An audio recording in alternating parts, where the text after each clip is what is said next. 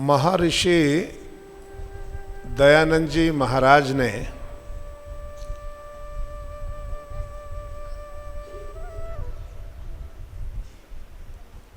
बहुत बड़ी कृपा की है। छोटी छोटी कृपा तो बहुत लोगों ने की। किसी ने डूबती हुई नैया को किनारे लगाया। आदि गुरु शंकराचार्य ने भी वैदिक धर्म की उस समय डूबती हुई नैया को एक बार किनारे लगाया। किसी ने डूबती हुई नैया को किनारे लगाया, किसी ने तैरते रहने का हौसला बंधाया और किसी ने मानवता को डूबने से बचाया। महर्षि दयानंद इसलिए महान है कि उन्होंने तैरना ही सिखाया। उन्होंने सीधा तैरना ही सिखा दिया, नहीं तो बार बार डूबते रहेंगे। उन्होंने क्या किया? तैरना सिखा दिया। तो किसके सहारे? हाथ में वेद का चप्पू दे दिया कि ये लो और तुम इसके सहारे भवसागर का सागर पार करो और तैर करके बाहर निकल जाओ। डॉक्टर महेश जी ने बहुत प्यारी बातें आपके बीच में कई कही हैं। मैं आशा करता हूं आप उनको गांठ बांध करके लेके जाएं, नहीं तो जैसे पत्तल चाट करके फेंक देते हैं ना, ऐसे ना फेंक दें। ऐसे ज्ञान को अज्ञान से भी खतरनाक बताया है वेदों में। ऐसी विद्या को अविद्या से ज्यादा खतरनाक बताया है। अंधन तमा प्रविशन्ति ये च अविद्याम उपासते ततो भूय।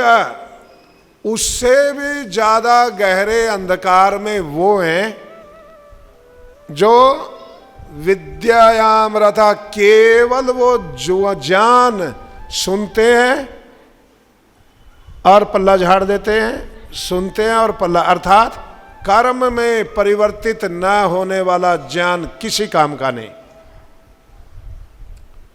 और जो केवल अपनी मन मर्जी के कर्मों में लगे रहते हैं, वो भी जीवन किसी काम का नहीं।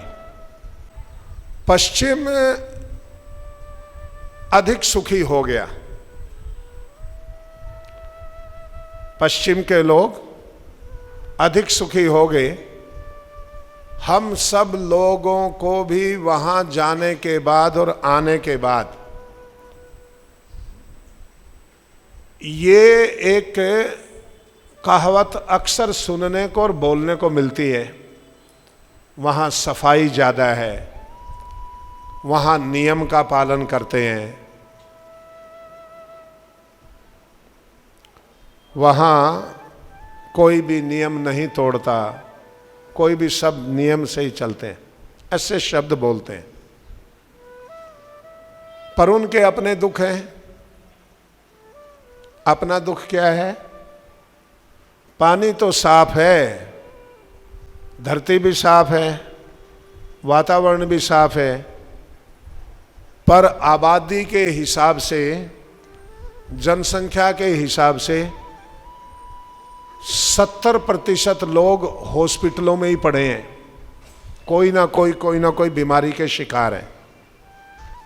उनका अपनी एक दुख है। क्यों दुख है? भोग का और रोग का आपस में संबंध है। यदि आप केवल भोग भोगने के लिए जिएंगे, केवल भोग भोगेंगे, तो इनएविटेबल रिजल्ट जिसको कहते हैं, अपरिहार्य परिणाम, वो रोग है। हर 7वां 8वां आदमी, मैं पीछे कनाडा गया, बोला हर 8वां 10वां 7वां 8वां 10वां व्यक्ति कैंसर का मरीज है। क्यों? क्यों है? हवा शुद्ध है, पानी शुद्ध है, भोजन शुद्ध है, कपड़े ठीक हैं, रहना ठीक है, मकान इतने बढ़िया हैं, गाड़ियां इतनी बढ़िया हैं, सड़क इतनी बढ़िया है। क्यों है? भोग। भोग और रोग का मेल है। मैं आपको 3 बातें बताना चाहता हूं, यदि आप ध्यान से सुनो तो। भाई पानी वानी बाद में पिलाना रहे इनको, ये बीच में मजा नहीं आया भाई। कीर्ति नगर वालों, अब के तो पकड़ लिया तुमने, आगे पकड़ के दिखाना, है ना? अब के तो पकड़ लिया हमें, आगे पकड़ना। आगे मैं ये पूछूंगा कि ये बीच में कभी पानी, कभी जूस, कभी ये जो चल रहा है ना, ये चलेगा तो फिर व्याख्यान की जरूरत नहीं है। व्याख्यान तो बहुत एकाग्र होके दिया जाता है और सुने, इसलिए मुझे यज्ञशाला पे बोलते हुए बड़ा आनंद आता है। यहां तो एकाग्रता ही नहीं हो पाती, है ना?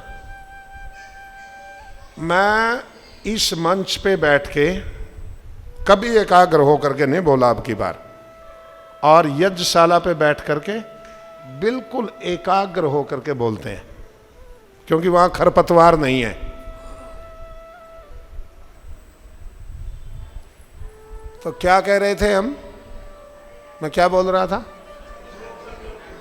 हाँ, बीमार रहते। मैं आपसे एक बात पूछूं? टाइम कितना हो गया? कभी बातों में न बीत जाए। हाँ, टाइम तो हो गया। चलो 1-2 मिनट और बोल लेते हैं, इसलिए तो बोलता हूँ। ये अब डॉक्टर महेश जी जैसे धुरंधर योद्धा तो हम है नहीं। उन्होंने तो ऐसी स्टेन गन चलाई, धड़ाधड़ धड़ाधड़ धड़ाधड़, ऐसा फायर किया कि लोटपोट कर दिया आपको। ऐसे तो अब हमें और लगेंगे कई वर्ष। चलो सवाल पूछता हूं एक, आप ईमानदारी से जवाब देना। आज से 50 साल पहले सुख के साधन कम थे आज के मुकाबले या ज्यादा थे? और सुख, आप ही बोल रहे हो, ध्यान से बोलना। सुख के साधन कम और सुख, क्यों? साधन कम हो और सुख ज्यादा। आज सुख के साधन कम हैं या ज्यादा? और सुख क्यों? क्योंकि सुनो, क्योंकि दूसरा इसका सवाल जो मैं दूसरा पूछूंगा ना, वो इसका जवाब है।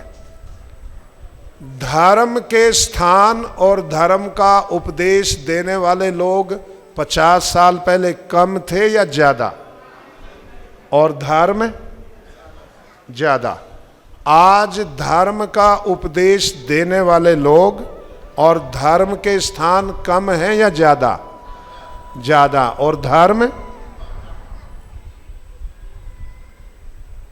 ये जो आप जवाब दे रहे हैं ना, ये जवाब ही नरक का दरवाजा है। साधन बढ़ जाएं और परिणाम घट जाए। आप पता क्या बोल रहे हो? पहले एक अध्यापक होता था, सारी कक्षा पास होती थी। आज 15 अध्यापक है एक विद्यार्थी पे, और वो भी फेल है। आप ये बोल रहे हो। पहले 1000 विद्यार्थी पे एक अध्यापक था। 1000 की बात छोड़ो, नालंदा के विश्वविद्यालय में एक अध्यापक था, आचार्य चाणक्य, कुलपति। और विद्यार्थी कितना? 10,000 विद्यार्थी। हॉस्टल वाले और कोई और जो उनका कोई टीचिंग स्टाफ, वो अपना नॉन टीचिंग स्टाफ, उनकी सेवा करने वाले, और विद्यार्थी 10,000, आचार्य 1, सारे पास। आप कह रहे हैं आज विद्यार्थी 1 और उसके आचार्य 10,000, वो भी फेल। आप ये जवाब दे रहे हैं। धर्म के स्थान कम थे, पूरे ले दे करके गांव में। मैंने गांव देखा है, मेरे अपने गांव में एक शिवालय था, मंदिर नहीं कहते थे उसको, शिवालय कहते थे, तालाब के किनारे। उसमें कोई पुरोहित भी नहीं होता था, कोई पुजारी नहीं होता था, पुरोहित नहीं होता था। माताएं जाती, दूध पानी मिला के, थोड़ा बेल के पत्ते और लेके पूजा करके आ जाते। हाँ, बस ये इतना था। और धार में क्यों? क्योंकि महर्षि दयानंद जी महाराज ने कहा है, धर्म जो है वेदानुकूल, सत्यानुकूल, न्याय अनुकूल, पक्षपात रहित आचरण का नाम है। किसका नाम है? आचरण का। पहले वाले लोगों का आचरण ही धर्म था। पहले वाले जो लोग थे, 50 वर्ष 100 वर्ष से पहले के लोग, उनका आचरण ही धर्म था। बस सत्य बोलना वो बोलते थे। इसलिए प्राचीन काल में, उपनिषद के काल में, जब ग्रेजुएट होकर के बच्चा, स्नातक होकर के कन्वोकेशनल प्रोग्राम होता था, तो उसका आचार्य उसे उपदेश देता था। क्या? सत्यम वद धर्मम चर। बहुत बड़ा विज्ञान है इस 2 वाक्यों में। पहला कौन सा और बाद में कौन सा? ऐसे भी बोल सकते थे, धर्मम चर सत्यम वदा। ऐसे बोल देते तो सारा उपदेश व्यर्थ हो गया था। नहीं, उन्होंने क्या बोला? सत्यम वदा धर्मम चरा। सत्य बोलेगा तो धर्म होगा, और सत्य नहीं बोलेगा तो धर्म नहीं होगा। चाहे आप 5,000 मंदिर बनवा ले, चाहे आप 5,000 गुरुद्वारे बनवा ले, चाहे आप उनके अंदर लेटे रहें, चाहे उसके अंदर पड़े रहें, और चाहे उसी की छत के नीचे दब के मर जाए। धर्म तो तब होता है व्यक्ति जब का, सबसे पहले व्यक्ति का आचरण सत्यानुकूल। इसलिए महर्षि दयानंद जी महाराज ने पहला जो शब्द, आप इनकी तरफ न देखें, जो महर्षि दयानंद जी महाराज ने पहला शब्द धर्म की व्याख्या में, और ये कब कहा? ये धर्म का उपदेश किसको दिया? जिनके हम आज भी गुलाम हैं। आज भी हम किन के गुलाम हैं? आज हम किन के गुलाम हैं? अरे, हमारा भोजन किसके अनुसार बनता है? अंग्रेजियत। हमारे भोजन में अंग्रेजियत, हमारी वेशभूषा पहनावे में अंग्रेजियत, हमारी भाषा में अंग्रेजियत, हमारे परिवार के संबंधों में अंग्रेजियत, हमारी किचन में, हमारे बेडरूम में, हमारे मंदिर में, हमारे उपासना स्थल में, सब में अंग्रेजियत है। किन के? आज भी हम जिनके गुलाम हैं। 7 समुद्र पार एक अंग्रेज विद्वान, ऑक्सफोर्ड यूनिवर्सिटी में संस्कृत का head of the department, professor Monier William, जिसने इस दुनिया का, जैसे ये आपके सामने वेद पे काम हुआ ना, जिसने इस दुनिया की सबसे पहली अंग्रेजी और संस्कृत की डिक्शनरी तैयार की, सबसे पहली, उस व्यक्ति के मन में इच्छा हुई कि भारत में एक वेदों का ऋषि, योग विद्या और उच्च कोटि का विद्वान है, वो महर्षि दयानंद को मिलने के लिए लंदन से चले। हवाई जहाज नहीं थे, समुद्री जहाज की कष्टकारक पीड़ादायक यात्रा को करते हुए बॉम्बे पहुंचे। गवर्नर से भेंट हुई और पता चला गवर्नर के माध्यम से कि जिनसे वो मिलने आए हैं उनका उपदेश आज यहीं बॉम्बे के सेंट्रल हॉल में है। और महर्षि दयानंद जी महाराज के उपदेश का विषय था प्राचीन आर्यों का धर्म और उसकी उन्नति के साधन। तो व्याख्यान के बाद ऋषि ने शंका समाधान के लिए सबको बुलाते थे। तो ऋषि ने कहा किसी को कुछ शंका समाधान करना हो तो पूछ लो। प्रोफेसर मोनियर विलियम पूछने लगा। अब आप ध्यान से सुनना कि आपने इस्लाम को धर्म नहीं माना, हिंदू धर्म को भी धर्म नहीं माना, आपने बौद्ध, जैन, ईसाई, यहूदी, पारसी, सिख, आपने किसी को भी धर्म माना ही नहीं। तो महर्षि दयानंद जी महाराज कहने लगे ये धर्म नहीं है, ये मत है। धर्म और मत अलग अलग होते हैं। बोले दोनों में अंतर क्या है? सुन लो, नहीं तो भेड़ बकरियों की तरह चक्कर काट करके यूं ही मनुष्य का जीवन चला जाएगा। फिर कहीं गंदी नाली का या कहीं जंगल में चरने वाला पशु या बैल, गाय, घोड़ा फिर बनना पड़ेगा। क्यों? क्योंकि मनुष्य के जीवन में करने योग्य कर्म नहीं करेंगे तो फिर वो अवसर चला जाएगा। कोई माँ अपने बच्चे को 4 रोटियां दे और वो चारों गंदी नाली में टुकड़े करके डाल दे, फिर उसकी थाली में रोटियां आने वाली नहीं है, फिर तो चपेट लगने वाली है। तो महर्षि दयानंद जी महाराज ने कहा ये मत है, धर्म नहीं है। बोले दोनों में क्या अंतर है? दोनों में अंतर ये है, मत का प्रारंभ व्यक्ति करता है, मत की शुरुआत इंसान करता है, धर्म की शुरुआत भगवान करता है। इंसान धर्म का प्रारंभ नहीं करता, इंसान धर्म की शुरुआत नहीं करता, इंसान मत का प्रारंभ करता है। महाभारत के 500 साल व्यतीत होते ही धरती का पहला मत स्थापित हुआ। बहुत उच्च कोटि के विद्वान थे, राजा मर गया, अव्यवस्था फैल गई ईरान में, क्योंकि महाभारत में ईरान का राजा शल्य आया था।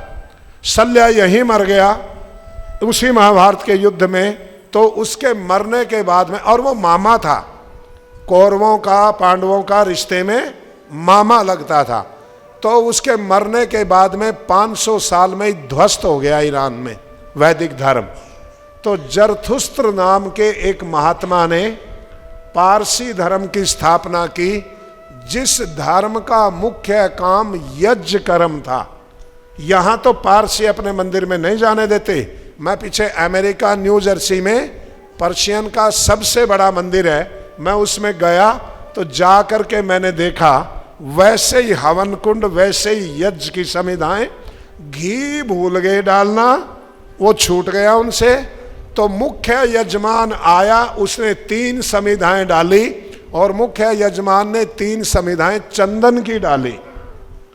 बाकी सब ने अलग अलग डाली, पर मुख्य यजमान ने चंदन की डाली। यज्ञ का ही वही रूप है। उनके जो गाथाएं हैं उनमें 70% वेद के शब्द हैं। उनका जो गाथा भाग है पारसी मत का, तो वो एक व्यक्ति ने शुरू किया, उसका नाम है जरथुस्त्र। और उसके फिर उसके 700 साल बाद में एक नया मत शुरू हुआ, यहूदी, वो यहोवा ने शुरू किया। फिर उसके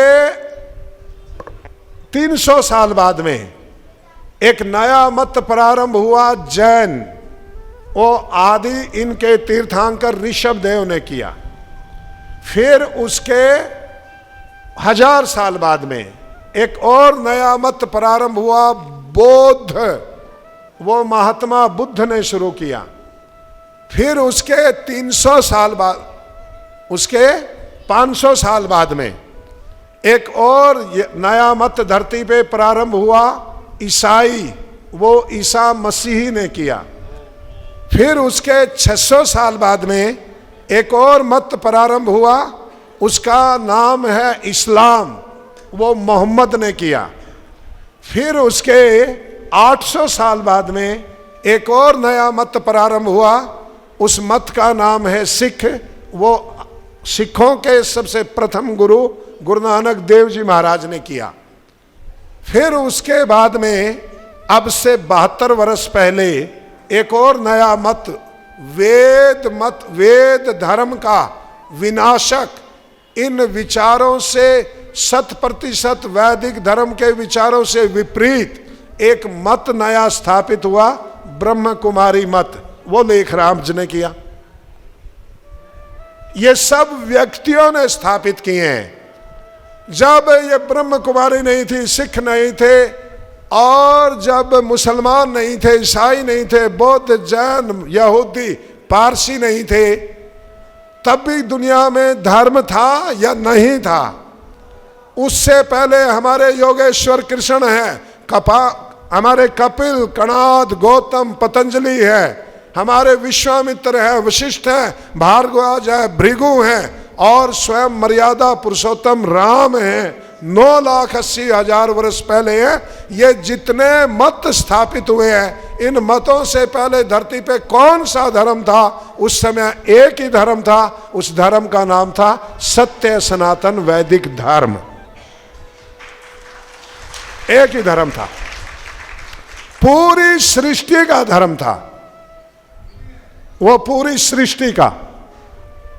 ऐसा नहीं है केवल भारत का था, पूरी सृष्टि उस धर्म को मानती थी। ये ब्रह्मांड जितना धरती, ये हमारी पूरी धरती, धरती के प्रत्येक कोने में वही धर्म था। और उस धर्म की स्थापना न योगेश्वर कृष्ण ने की थी, उनसे पहले भी वही धर्म था। ना कपिल, कणाद, गौतम ने की, उनसे पहले भी वही धर्म था। ना स्वयं वशिष्ठ, भारद्वाज, भृगु ने की, उनसे पहले भी वही धर्म था। ना मर्यादा पुरुषोत्तम राम ने की, उनसे पहले भी वही था। ना मनु ने की, उनसे पहले भी था। ना आदि ऋषि ब्रह्मा ने की, उनसे पहले भी था, क्योंकि वेद का ज्ञान आदि ऋषि ब्रह्मा से पहले चारों ऋषियों को मिल चुका था। तो वो सृष्टि के आदि में वो धर्म परम पिता परमेश्वर ने दिया। सनातन धर्म परमेश्वर द्वारा प्रारंभ किया हुआ है, और उसकी पहचान है वेद में स्वयं भगवान ने कहा, एनम सनातनम आहु पुनर्अर्णवा, जो रोज नया नया होकर के आता है वही सनातन होता है। आप रात को आज सोएंगे, सुबह हवा मिलेगी, कैसी? बासी या ताजी? आज ही बनी है, सनातन है, ताजी होकर के आई। सुबह आप पंप चलाएंगे, नहाएंगे, पानी धरती से निकलेगा, कैसा? आज ही बनाया है, सनातन है।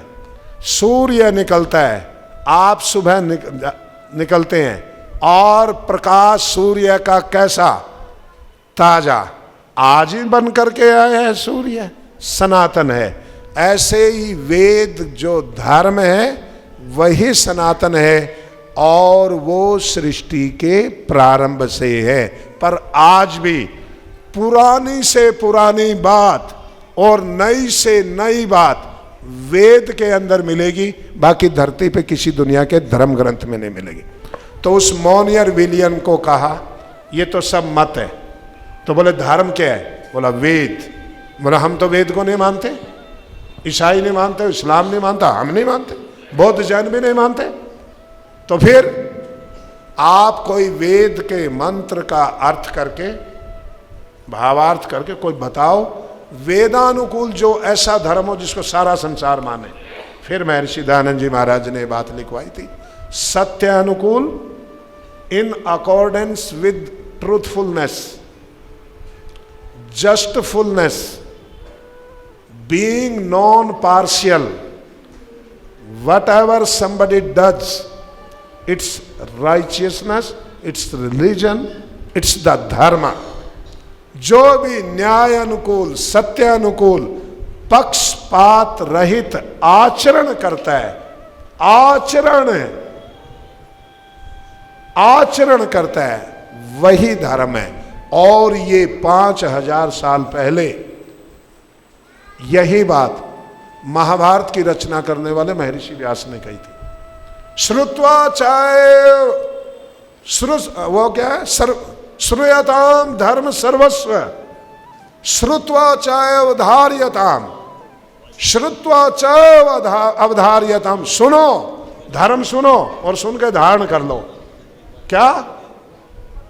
आत्मनः प्रतिकूलानि परेशान मां समाचरेत, आचरण करो। क्या? जो खुद के विपरीत बातें लगती हैं वो कभी दूसरे के साथ मत करो। तो महर्षि दयानंद जी महाराज का जो वचन है वो सुन लो आप। पवित्र कर्म, क्या बोला मैंने? करने चाहिए कि नहीं करने चाहिए? तो कर्म तो होता है ज्ञान के अनुसार, जो आदमी जानता है उसे कर्मों में परिवर्तित करता है।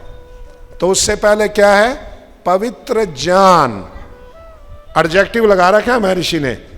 पवित्र ज्ञान, पवित्र कर्म, पवित्र उपासना, ये मोक्ष के साधन हैं।